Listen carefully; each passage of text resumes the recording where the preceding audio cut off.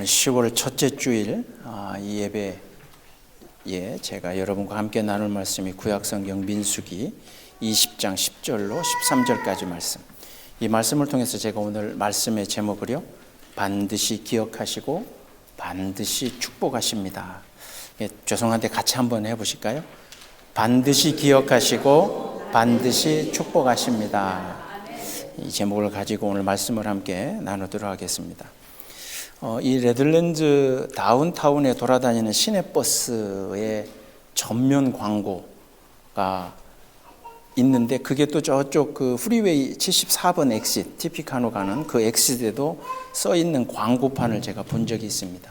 영어로 어떤 광고판이냐면 overworked and underpaid, 이렇게 퀘스천 마크 물어봤어요.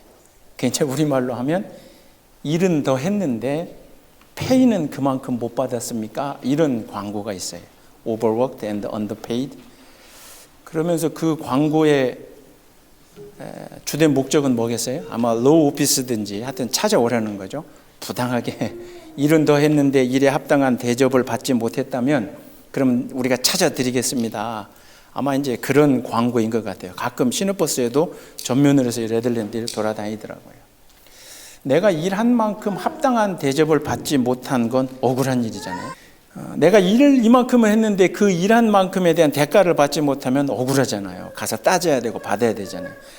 근데 저는 개인적인 성품으로 그게 잘 안 됩니다. 근데 제가 저희 집사람을 보니까 악착 같더라고요. 막 시간 따져가지고 그 병원 HR에 쫓아가가지고 그거 받아오고 몇 달 지난 것까지도 받아오더라고요. 둘 중에 하나는 누군가 그렇게 해야죠. 뭐 둘이 다 그냥 흐리멍텅하면 안 되는데 저희 집사람은 그걸 받아오더라고요. 근데 제가 그 광고를 보면서 그렇지, 억울하겠다. 일은 이만큼 했는데 그거에 합당한 대접을 못 받으면 참 억울하겠다. 그 광고에 나온 전화번호에 빨리 전화해야 될 사람이 성경에 있는 사람 중에 어떤 사람이냐면 모세입니다. 모세가 살아있다면 빨리 그 오피스에 전화를 해야 됩니다. 왜? 하나님께로부터 일한 만큼의 대가를 받지 못했거든요. 제가 보기엔 그렇습니다. 여러분 잘 아시는 것처럼 모세가 나이 40이 될 때까지 애굽 왕궁에서 여차저차해서 자랐잖아요. 그러나 그는 애굽 사람이 아니라 히브리 사람이었고, 근데 나이 40이 되었을 때 그때 자기와 같은 종족인 히브리 사람이 그 노예로 고통당하는 것을 보고 그 분을 참지 못하고 애굽 사람을 죽이고, 그래서 이제 그 애굽 왕궁으로부터 멀리 광야로 도망을 가잖아요. 그렇게 40년이 지난 뒤에 80이 된 모세에게 하나님이 찾아오십니다. 그리고 하나님이 일을 주시잖아요. 어떤 일을 주시죠? 다시 애굽에 들어가서 내 백성을 다 데리고 내가 가라 하는 곳으로 가라.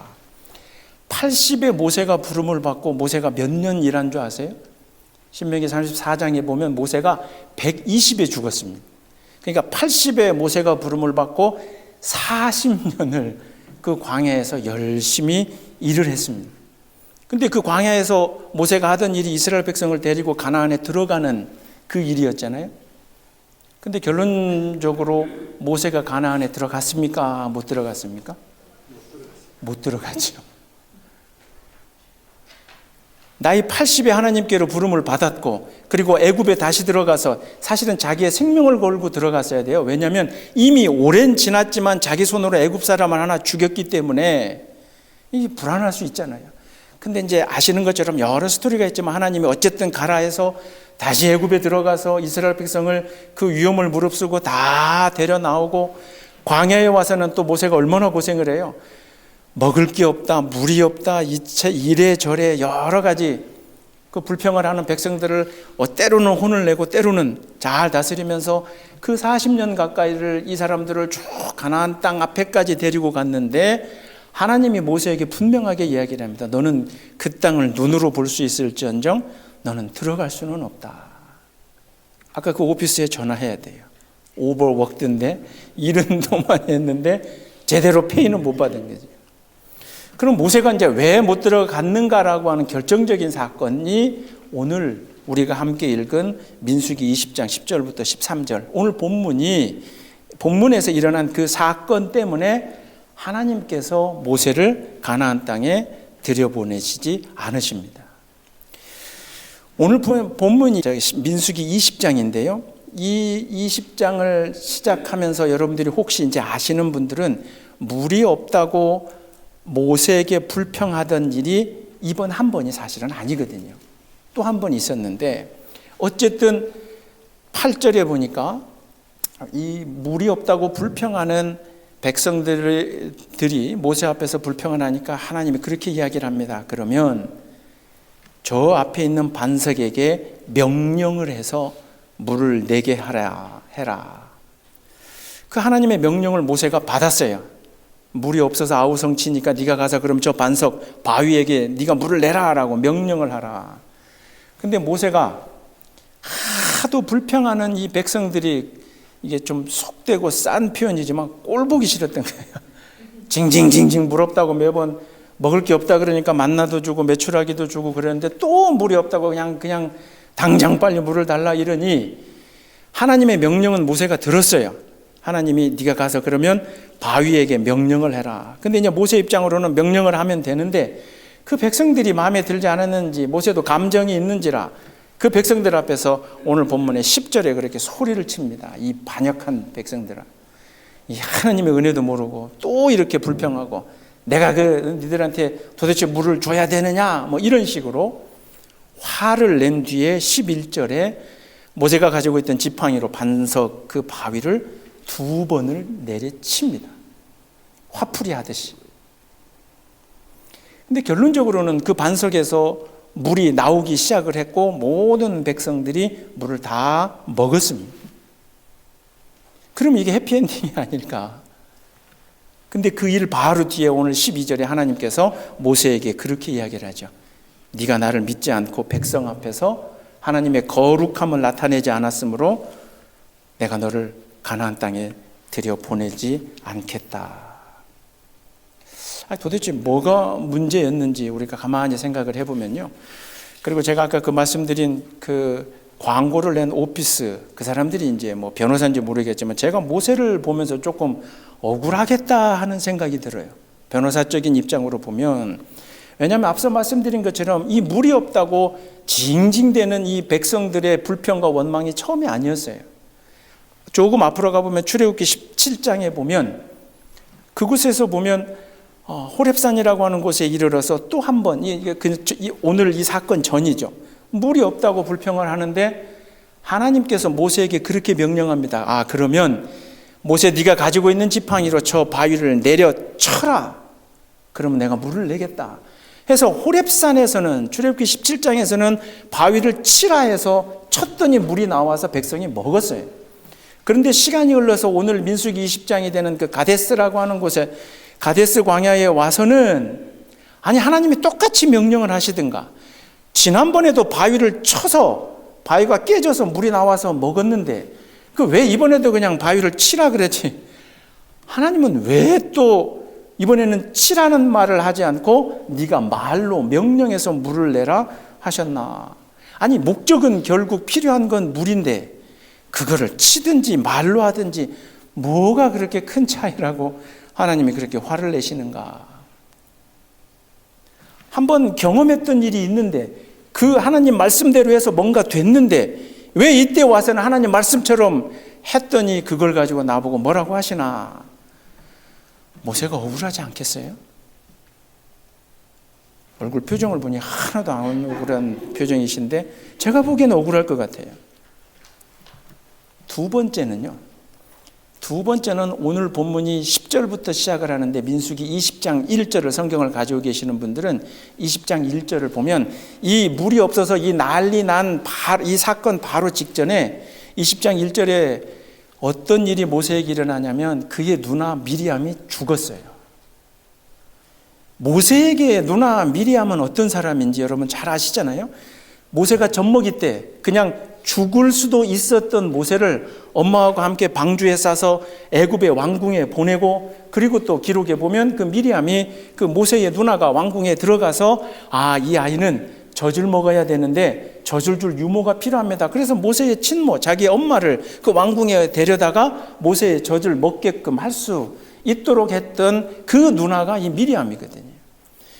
그러니까 모세는 이 가데스, 이 물 때문에 난리난 이 장소에 막 도착하는 그 시점에 자기 누나가 죽는 굉장히 아프고 슬픈 그 일을 지금 막 경험한 상태예요. 자기 누나를 잃어버린 그 모세의 적적한 마음 앞에서 20장 3절에 성경을 가지고 계신 분들을 보면 백성들이 단순하게 그냥 물이 없다고 불평하는 게 아니라 3절에 보면 너무 기가 막히게 모세를 화나게 합니다. 그게 뭐냐면 3절에 물이 없다고 불평하면서 우리 형제들이 여호와 앞에서 죽을 때에 우리도 죽었으면 차라리 나을 텐데 지금 물이 없어가지고 우리가 죽을 것 같다. 물이 없어서 죽을 것 같은데 차라리 먼저 죽은 우리의 형제들처럼 그냥 우리도 콱 죽어버렸으면 좋겠다. 이런 이야기를 누구 앞에서 하는 거예요? 바로 얼마 전에 자기 누나를 잃고 슬픔에 그 괴로움에 고통당하고 있는 모세 앞에서 차라리 그냥 죽는 게 낫지 물 없어서 불평하고 있는 그 백성들. 그러니까 이 두 가지 일로 봤을 때 한 번은 바위를 쳐서 하나님이 하라고 해서 이번에도 물론 하나님이 다른 명령이었지만 쳐서 물을 냈더니 혼을 나고 또 하나는 인간적인 감정으로 생각해 보니 그 모세가 그토록 가슴 아프고 슬프고 괴롭고 그런 상황인데 다른 것도 아니고 죽음의 문제를 놓고 차라리 우리가 그냥 우리가 먼저 죽은 형제들처럼 다 죽어버리면 그냥 낫겠다. 이런 불평을 모세 앞에 하더라는 거죠. 모세는 억울합니다. 제가 볼 때는. 모르겠습니다. 모세의 마음속에 우리가 들어가 본 게 아니니까 진짜 모세가 이 두 가지 때문에 왜 그랬는지는 그 심리적인 마음까지는 성경이 기록하지 않지만 우리는 이런 현상을 바라보고 다른 곳에서 모세가 깨달았어야 될 일을 그러나 찾아볼 수가 있습니다. 그게 뭐냐면 모세는 사실 가나안에 들어가지 못한 것에 대해서 불평하지 않았거든요. 이미 모세는 하나님이 어떤 분이시라는 것을 알고 있었습니다. 그게 뭐냐면 이 광야에서 하나님 앞에 십계명이라고 알려진 하나님의 말씀을 받을 때요. 출애굽기 34장 6절부터 7절까지를 보면 하나님이 모세에게 그렇게 이야기합니다. 나는 은혜롭고 자비롭고 내가 노하기를 더디하고 내가 인자함을 1000대까지 그러니까 하나님이 내 백성을 향해서 그 인자함을 1000대까지 내가 용서해 주고 그리고 모든 걸 다 용서하겠다. 그러나 출애굽기 34장 7절에 분명히 그렇게 기록되어 있습니다. 그러나 벌은 잘못한 것에 대한 책임, 죄에 대한 책임, 벌은 내가 면제해 주지 않고 그 아버지의 죄를 그 아버지가 받아야 될 벌을 3대, 4대까지도 내가 반드시 묻겠다. 하나님께로부터 두 번째 십계명을 받은 그 순간에 이미 하나님이 모세에게 그렇게 분명하게 말씀해 주셨습니다. 인자하시고 노하기를 더디하시고 다 사랑해 주시고 감사 안아 주시고 하나님이 그 끝까지 그렇게 사랑해 주시는 하나님이시지만 동시에 그 하나님은 우리가 짊어져야 될 책임과 죄에 대한 그 책임은 반드시 끝까지 물으시겠다.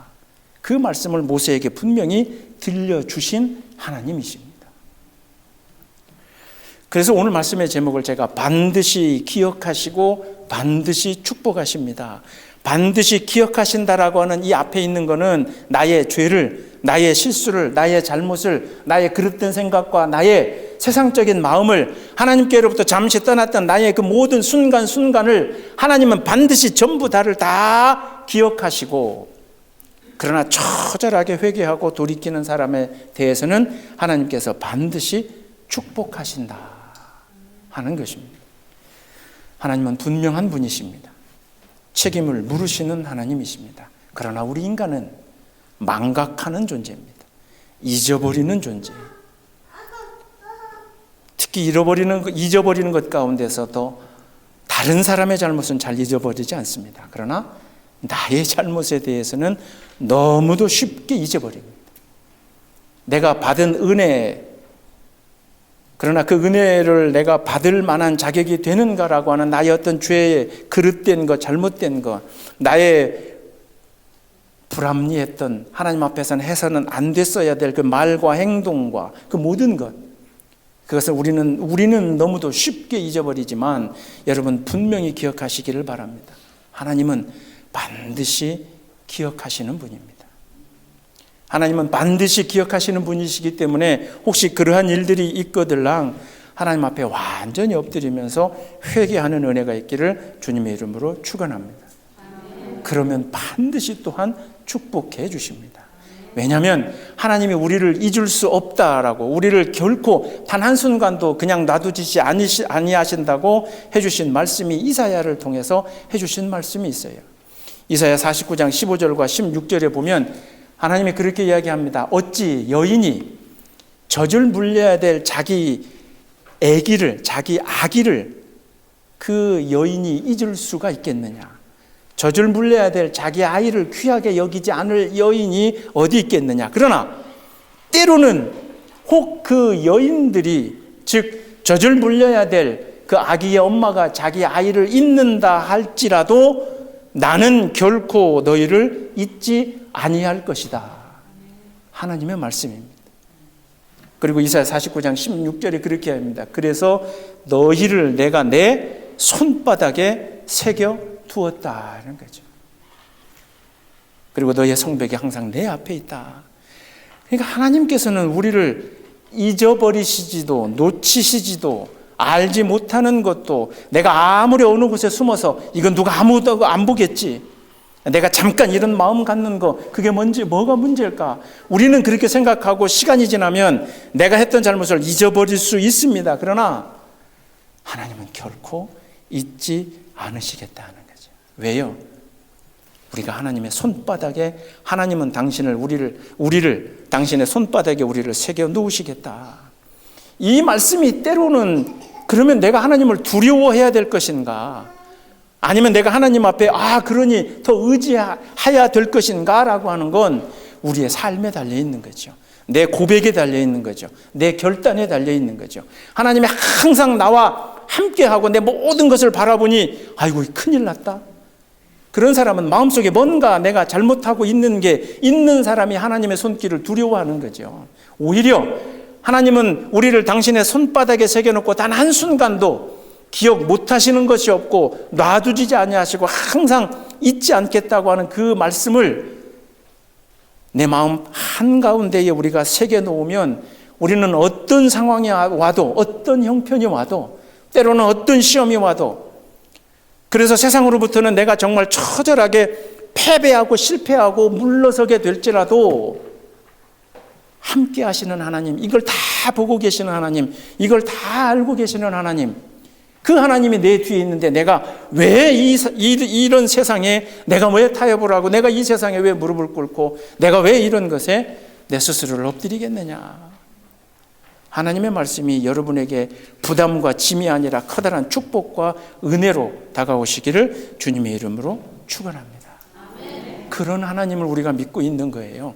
주일이 되면 교회 와서 펼쳐지는 하나님이 아니에요. 그냥 잊고 있다가 주일쯤 되면, 주일 근처가 되면, 예배 시간이 되면 그냥 내가 어디서 마치 꺼내듯이 하나님을 꺼내서 그냥 잠시 예배 드리는 내 모습만 보고 하나님이 싹 눈 감으셨다가 다음 주 주일이 되면 또 예배 드리고 이렇게 거룩하게 차려입고 폼 잡고 앉아있는 내 모습을 바라보시는 하나님이 아니라는 거죠. 그런 하나님이었다면 이 모세를 이렇게 혼내지 않으셨을 거예요. 왜요? 아니 어차피 백성에게 물은 줬잖아요. 그 반석을 지팡이로 때렸든 아니면 모세가 화를 냈든 지금 하나님의 백성이 물이 없다고 울부짖고 있으니까 만약에 물 자체가 목적이라면 모세는 할 만큼 다 했어요. 물을 다 줬잖아요. 짐승까지 다 먹었다 그러니까요. 그러나 하나님이 바라고 원하시는 것은 그러니 결과와 마지막 주일 앞에 나와 있는 우리의 모습이 아니라 그 물이 나오기까지의 그 긴 과정 속에서 지난번에는 치라 했지만 이번에는 말로 하라 했는데 그 짧은 그 하나님의 명령, 우습게 여길 수도 있었던 그 명령이지만 그것을 놓쳐버린 모세를 하나님은 바라보시고 놓치지 않고 반드시 그에 대한 책임을 물으신다라고 하는 거죠. 그러나 우리가 또 기억해야 될 것은 앞서 말씀드린 것처럼 하나님이 우리의 모든 것을 아시니 내가 하나님을 두려워할 것인가? 아니죠. 그리고 오늘 이 모세의 이야기, 그러면 결국 모세는 그 가나안 땅에 들어가지 못했으니까 모세의 입장으로는 새드 엔딩, 그 비극적 결말인가? 구약 성경에서는 비극적 결말로 끝난 것처럼 보이죠. 그러나 신약에 오면 마태복음 17장 그리고 마가복음, 누가복음 9장에서 예수님이 제자들과 함께 산에 올라갑니다. 그곳에서 예수님의 모습이 이렇게 빛과 함께 막 변화하는 모습이 일어난다. 그래서 변화산상 사건이 있죠. 마태복음 17장 3절에 보면 예수의 모습이 막 빛과 같이 빛나면서 그 옆에 누가 함께 이야기한다 그래요? 모세와 엘리야가 함께 예수 곁에서 대화를 나누더라 하는 거죠. 하나님은 모세를 눈에 보이는 가나안 땅에는 들어가지 못하게 하셨어요. 그러나 하나님은 이 땅에 오신 메시아 예수 그리스도의 그 거룩한 영광의 자리, 그 예수와 함께 대화를 나누고 그 제자들이 바라보며 이곳이 좋으니 우리 여기다 그냥 계속 살면 안 되겠습니까? 할 정도로 거룩하게 여겨지는 그 장소 한복판에 모세를 그리고 또한 엘리야를 세워놓으셨던 그 자리에 모세를 세워 두셨다라고 하는 것입니다. 여러분의 신앙의 종착지가 교회가 되지 않기를 주님의 이름으로 축원합니다. 마치 내 신앙의 마지막 종착지, 그래서 교회에서 인정받고 교회에서 뭐가 다 되는 것으로 여러분의 믿음을 다 평가받고 여러분 그것을 다 이룬 것으로 만족하지 않으시기를 주님의 이름으로 축원합니다. 재직 세미나 때도 말씀드린 것처럼 교회는 두 가지 교회가 있습니다. 보이는 교회와 보이지 않는 교회가 있어요. 교회가 거룩하게 구별받은 성도들의 모임이 교회라고 한다면 눈에 보이는 교회는 십자가 매달고 있는 우리가 와 있는 이런 교회들이에요. 지금 세상에 쫙 널리 퍼져 있는 교회들이 눈에 보이는 교회입니다. 그러나 중요한 건 눈에 보이지 않는 교회가 있습니다. 그게 하나님의 나라입니다. 그게 천국인 거죠. 거룩히 구별받은 성도들이 가야 될 곳이 교회라면 우리는 눈에 보이지 않는 그 교회를 더 사모해야 됩니다. 비록 지금 이 40년을 고생을 해서 막판 꼬린 지점이 눈앞에 보여서 그 가나안에 그 땅에 모세는 들어가지 못했으니 아이고 하나님 앞에 저주를 아이고 어때?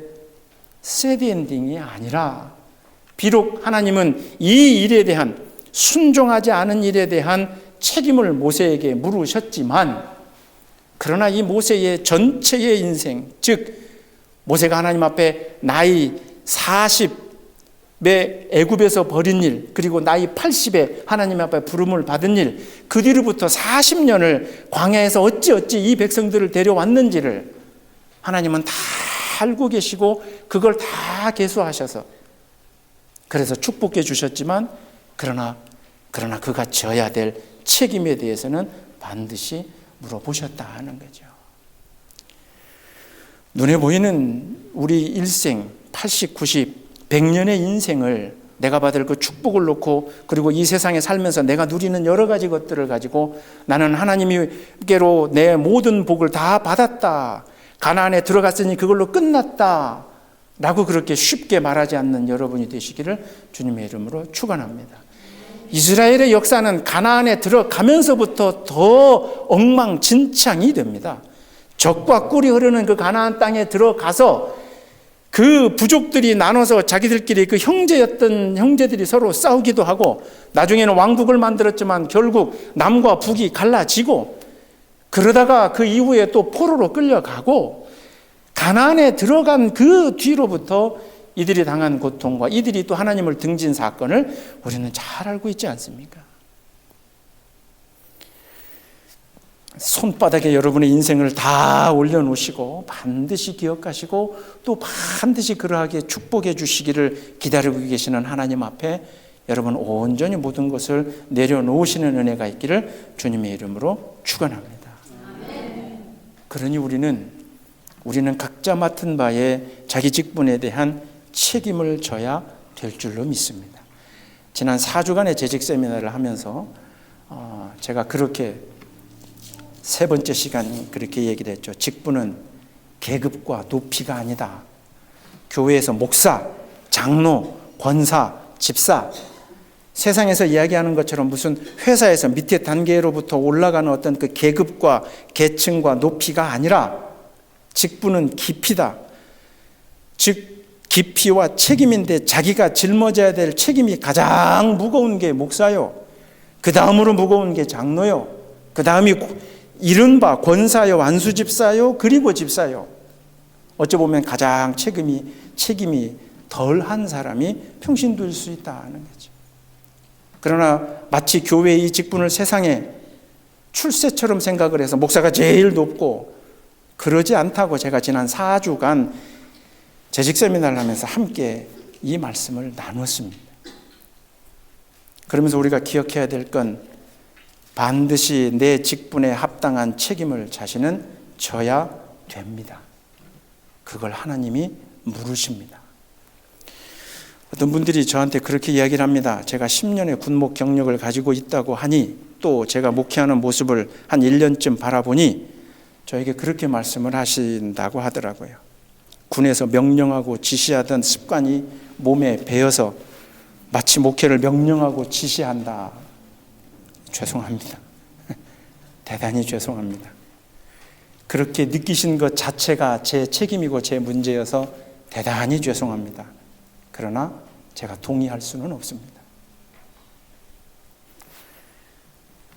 왜 그러냐면요, 저 개인의 문제가 아니라 군인 교회는요, 군목들은요, 부대에서 그 계급과 지시와 명령 때문에 일주일 내내 고통당하고 시달렸던 그 형제들, 여자 집사님들이라고 해도 같은 집사지만 남편의 계급이 달라서 교회에 와도 그 계급 때문에 그 스트레스가 가득 있는 그 집사님들, 이런 사람들이 모여있는 곳이 군인교회인데, 그 군인교회에서 목사가 명령하고 지시하듯이 내가 계급이 있으니 내가 장교니, 그렇게 명령할 수도 없고 지시할 수도 없어요.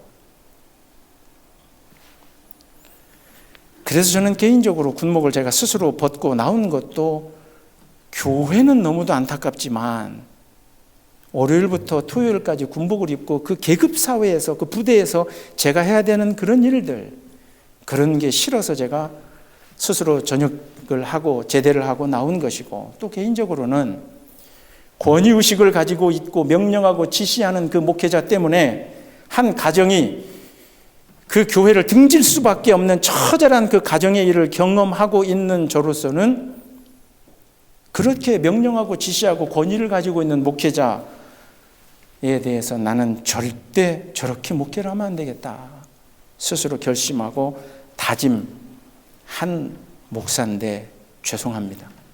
어찌되었든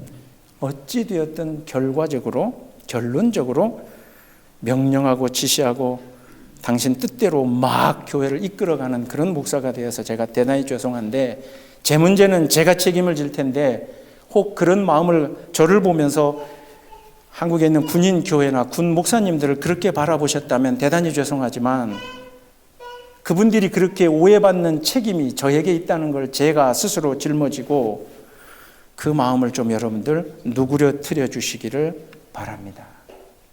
그분들 명령하지 않습니다.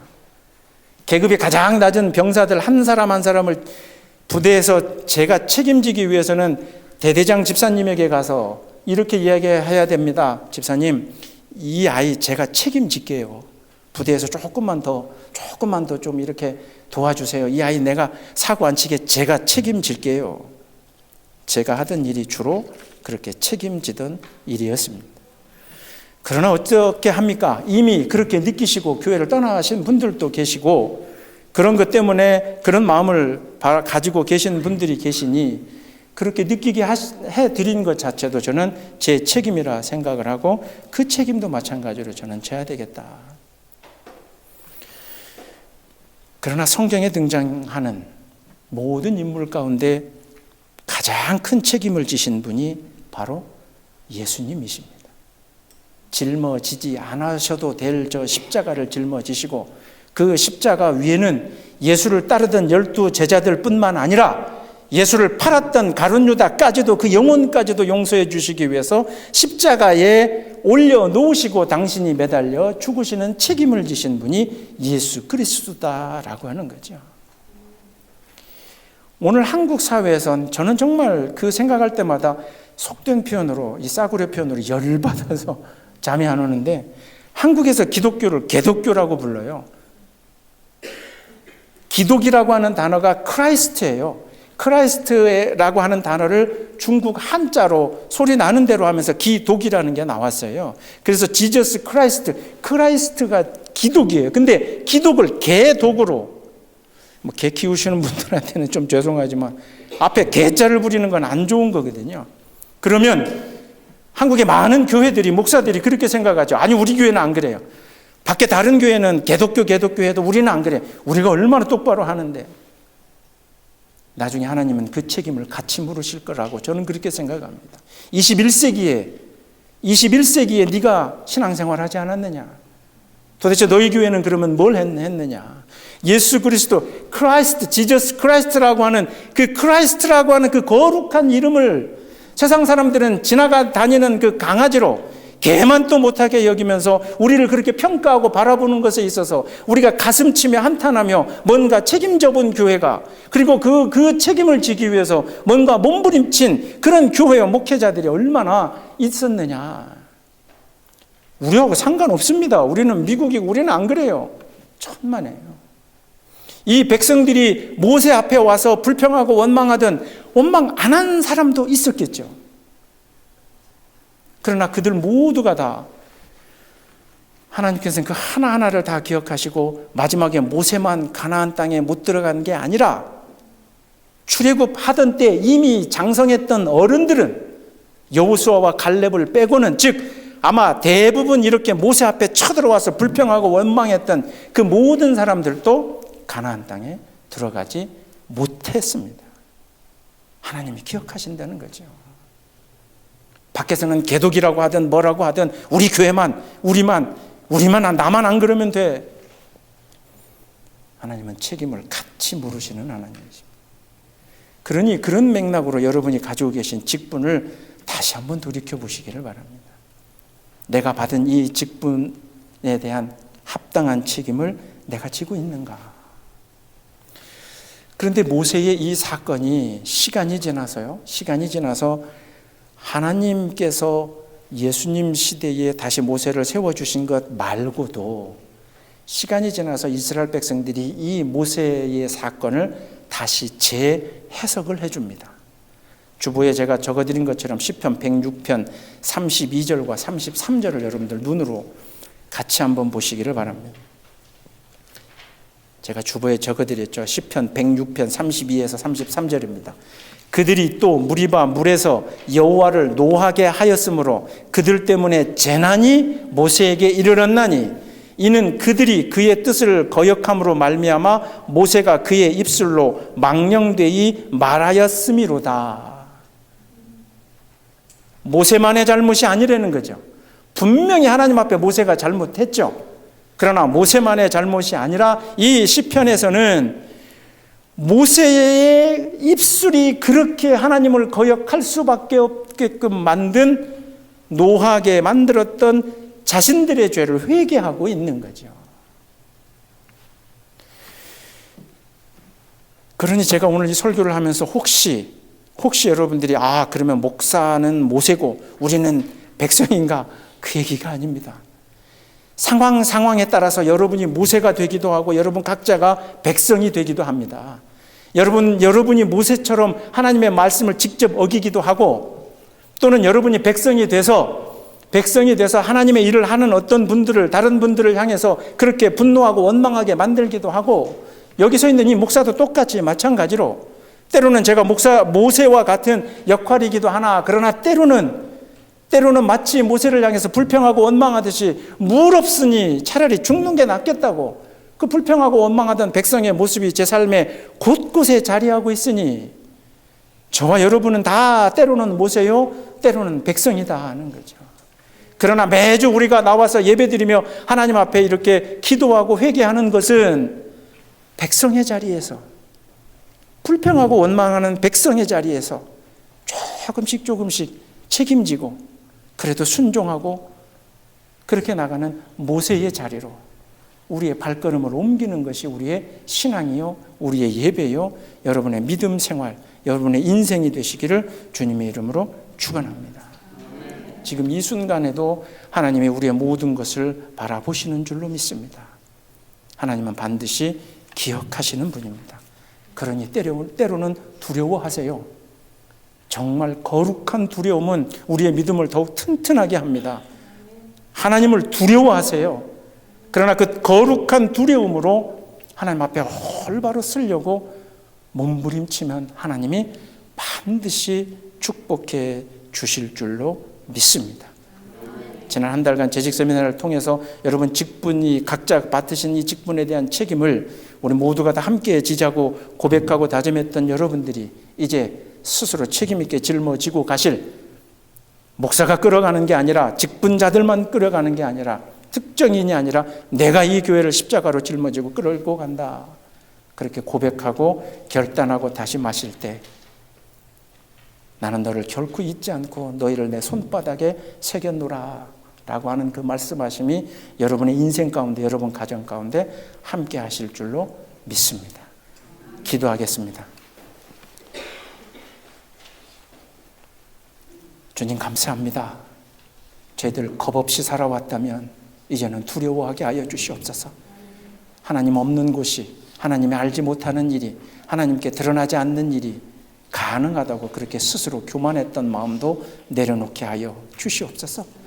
내 모든 것을 다 바라보고 아시는 분, 그리고 그 모든 것을 하나씩 다 기억하시는 하나님 앞에 저희들이 잘못한 것에 대한 책임을 질 수 있는 거룩한 성도들이 되게 하여 주시옵소서. 그러나 그렇게 회개하는 자를 놔두지 아니하시고 반드시 하나님 곁에서 축복해 주시리라 하는 그 말씀이 저희들에게 큰 위로가 될 수 있도록 하나님 엎드리는 저희가 되게 하여 주실 줄 믿으며 이 모든 말씀 예수님 이름으로 기도드리옵나이다. 아멘.